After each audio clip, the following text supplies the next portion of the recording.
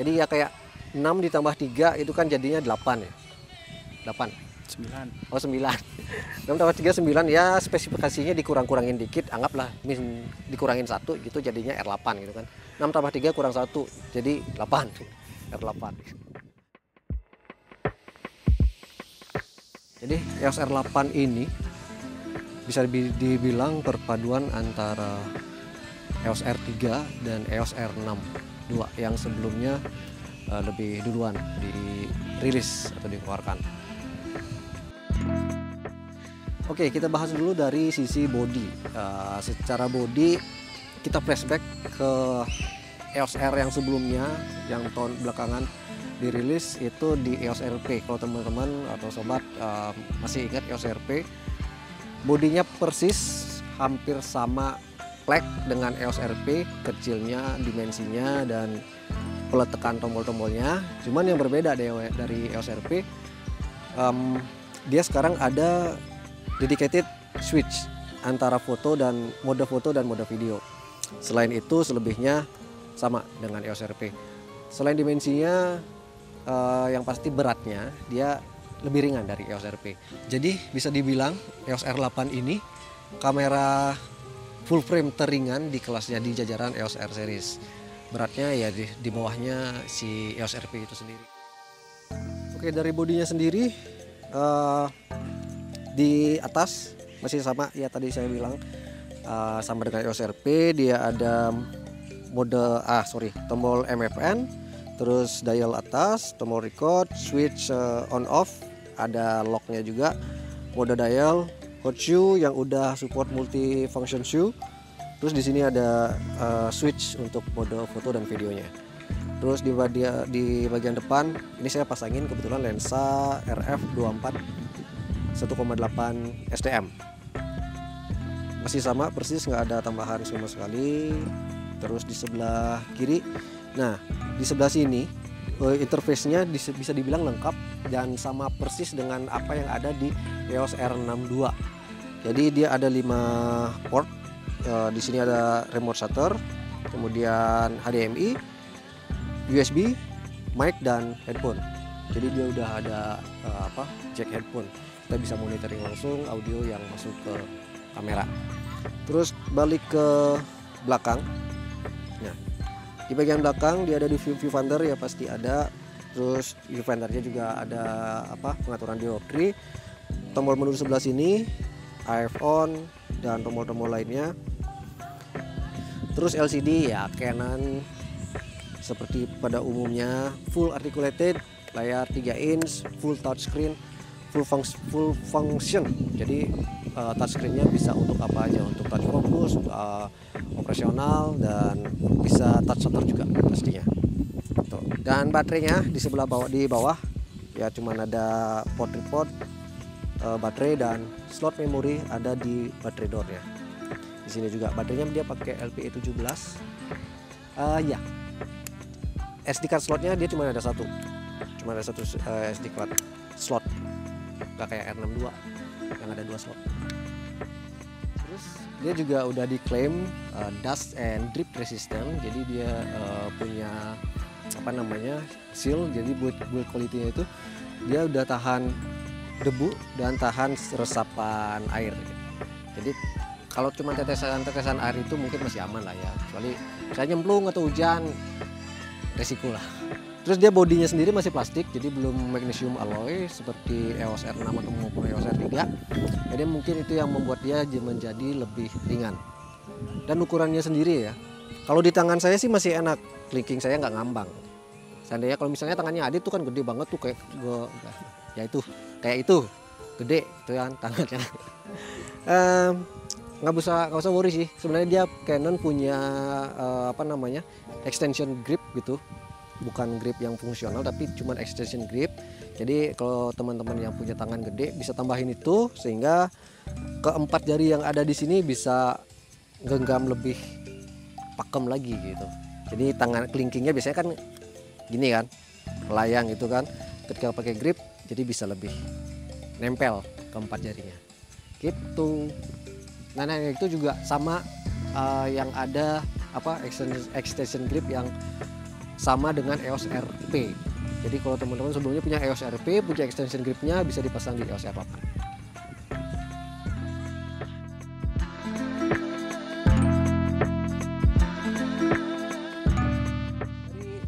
Dari spesifikasi dan fitur, dia juga turunan dari EOS R3 dan EOS R62. Ada beberapa hal yang sama, spesifikasinya. Beberapanya itu ada prosesor. Prosesornya dia DigiX, sudah DigiX, kemudian megapiksel, sensornya berukuran 24,2 megapiksel, ya di EOS R62 dan R3 juga sama persis. Kemudian ada juga dual CMOS AF, dual pixel CMOS AF 2 ya, di teknologi autofocusnya dia. Terus, yang beda nih, dia nggak ada mechanical shutter. Jadi full elektronik, nggak full juga, dia masih ada electronic for certain. Jadi cuma ada dua opsi mode shutternya, electronic for certain sama full electronic shutter. Nah, di electronic for certain-nya dia punya kecepatan itu bisa dibilang cuma 6 fps. Kemudian tapi di full elektroniknya dia bisa sampai 40 fps.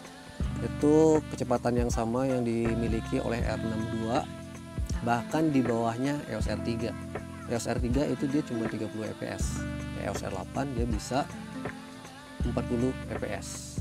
Kenceng banget gitu. Nah, cuman dia belum punya IBIS, internal image in-body image stabilizer, dia nggak ada. Tapi di mode movie dia tetap menyematkan electronic stabilizer, digital stabilizer, kok elektronik. Jadi dia di mode movie aja ya, di mode foto nggak ada. Tapi teman-teman bisa manfaatin IS atau image stabilizer yang ada di lensa tertentu sih. Tapi ya masih oke kok, nggak geter-geter banget.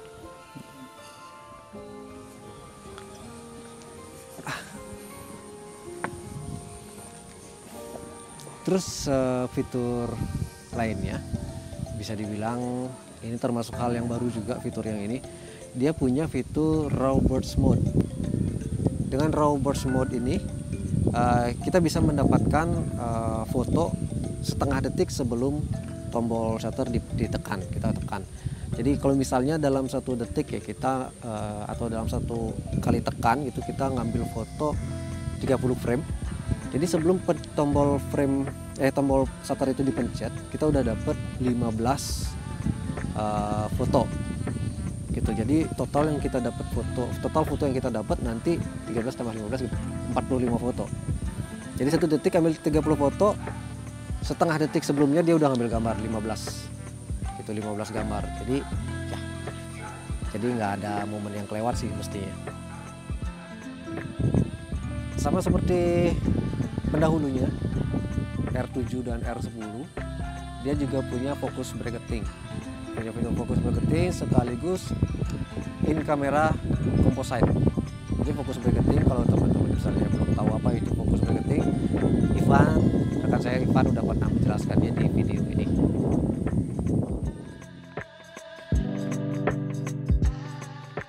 Beralih ke sisi video. Di video dia yang menonjol itu dia bisa record 4K 60 fps yang merupakan downsampling dari 6K atau dari 6K. Dibayangin tuh, dari 6K dikompres ke 4K. Terus di Full HD, bahkan di Full HD itu dia bisa record sampai 180 fps. Jadi kalau misalnya sobat mau bikin video slow motion bisa banget 180 fps. Nah, recording time-nya bisa dibilang unlimited. Canon dia mengklaim di 4K dan Full HD itu bisa record sampai 2 jam. Ya bagi kita sih itu unlimited ya, tanpa limit itu recordingnya. Karena kalau misalnya kita full record 2 jam, paling kalau nggak memori baterainya duluan ya habis.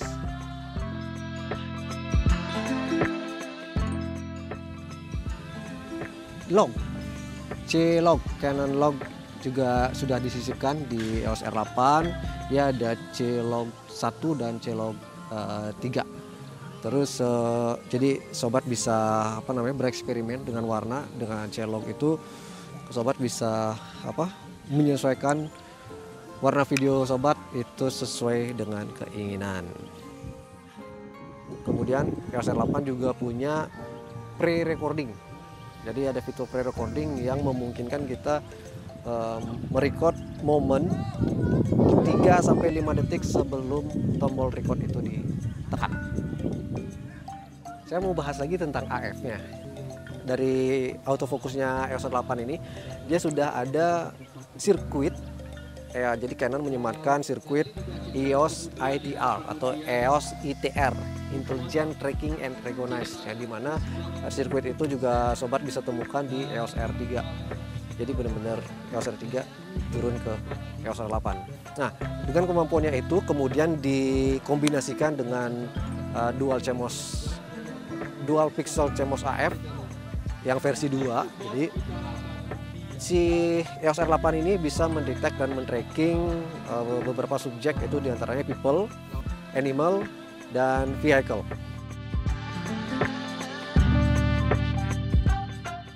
EOS ITR dan dual pixel CMOS AF itu dengan kombinasi itu, jadi si Canon memungkinkan untuk melakukan proses deep learning, dimana misalnya saat kita menggunakan people, saat kita menggunakan AF dengan subject detection people, kita bisa mendeteksi si mata, wajah, kepala, dan tubuh. Nah di IAF-nya pun, di mata pun dia bisa kita bisa pilih memprioritaskan mata kiri ataupun kanan. Gitu. Kemudian sama halnya dengan di animal juga begitu. Di animalnya ini dia mencakup burung, anjing, kucing, dan kuda. Nah itu dia juga bisa mendeteksi mata dan tubuh si hewan tersebut. Kemudian di vehicle, nah di vehicle si EOS R8 ini bisa mendeteksi sepeda, motor maupun motor biasa maupun motor sport. Nah di motor sportnya ini si EOS R8 bisa mendeteksi helm dan si bodi keseluruhan motor tersebut. Kemudian dia bisa juga mendeteksi mobil biasa maupun mobil sport, kemudian pesawat dan kereta. Nah di pesawat si EOS R8 bisa mendeteksi keseluruhan badan pesawat maupun kokpit, termasuk helikopter juga bisa. Kemudian di train atau kereta, dia bisa mendeteksi keseluruhan kereta maupun bagian depan kereta. Apa sih namanya? Yang bagian supirnya itu masinis ya. Di bagian ini ya, gerbongnya masinis itu bisa didetek oleh EOS R8. Jadi ya itu semacam AI ya kalau di zaman sekarang mungkin bisa dibilang seperti itu. Artificial intelligence-nya Canon gitu.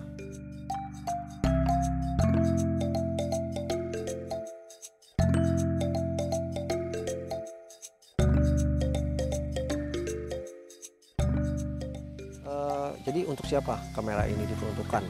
Kalau menurut saya, jadi kamera ini bisa buat sobat yang mungkin baru memulai atau baru pengen mendapatkan kamera full frame pertamanya, itu bisa banget.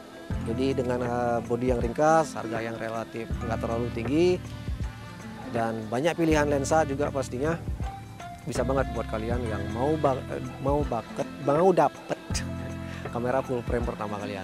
Selain itu, menurut saya sih, bagi saya sih ini bisa jadi kamera second ya, bukan kamera second, apa sih? Second shutter. Second shutter kamera atau kamera kedua. Misalnya kalian punya kamera utama EOS R6, EOS R5 atau EOS R3, EOS R8 bisa banget jadi kamera kedua kalian. Jadi itu yang bisa saya sampaikan tentang EOS R8. Kalau mungkin ada beberapa hal yang mungkin saya kelewat atau sobat lebih aware itu dengan fitur ataupun fungsinya, itu bisa komen di bawah di kolom komentar. Sekian dari saya, sampai jumpa di video selanjutnya. Bye-bye.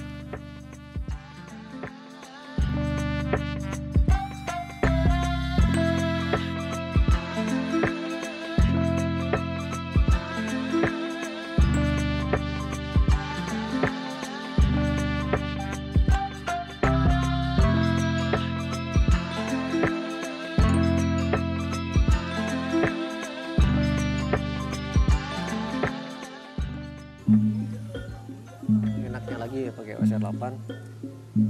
Ada ini dedicated switch foto video. Jadi ketika di foto pindah ke video, tinggal switch, nggak ada lag sama sekali. Tinggal shoot, foto, jepret, video record, pencet.